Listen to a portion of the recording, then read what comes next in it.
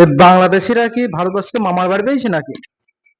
যখন খুশি বর্ডার টপকিয়ে দেশে আসবে আর আমাদের দেশে সব রকম সুযোগ সুবিধা ভোগ করবে। এটা চলবে না, এটা হবে না। কারণ পশ্চিমবঙ্গে বিজেপি সরকার এসছে, আর বিজেপি সরকার পদক্ষেপ নিয়েছে। আপনারা দেখুন এবার পার পেয়ে যাবেন, বা নাম পরিবর্তন করে এখনো আসেন। মুসলিম হওয়া সত্ত্বেও, অনুপ্রবেশকারী হওয়া সত্ত্বেও হিন্দু নাম নিয়ে এখনো ভাবছেন তারা পার পেয়ে যাবেন। একটাও পার পাওয়া হবে না।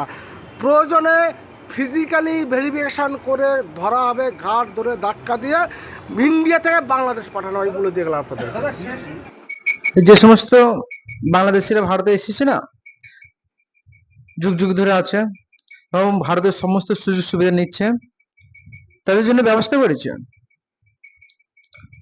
এবং শুধু বনগাঁ না, পশ্চিমবঙ্গে যত বর্ডার এরিয়া আছে সমস্ত জায়গায় চিরুনি তল্লাশি হবে কারা বাংলাদেশ থেকে এসছে। বাংলাদেশিরা ভাবছে যে তাদের নাম পাল্টিয়ে ভারতবর্ষে থেকে যাবে, এসব চলবে না। নাম পাল্টেছে, নাম পাল্টে নতুন হিন্দু হয়েছে। এসব নতুন হিন্দুরা যারা মুসলিম থেকে হিন্দু এসেছে তাদের রক্ষা নেই। কারণ বিজেপি সরকার তাদের চিরুনি তল্লাশি করে খুঁজে বের করবে এবং ভারত থেকে তাদের বাংলাদেশে খেদানো হবে। প্রথমে তাদের বিএসএফ হাতে তুলে দেওয়া হবে, বিএসএফ বাংলাদেশের ওপারে দিয়ে আসবে। আর এদেশে এসে আমাদের কর্মসংস্থান, আমাদের সরকারের অর্থ সবই তারা ভাগ নিচ্ছিল, কিন্তু সেটা আর হবে না। এরপর ওপার দিয়ে আসা হবে।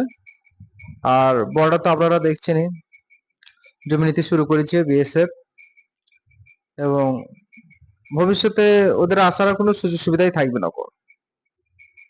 তা এইসব বাংলাদেশিদের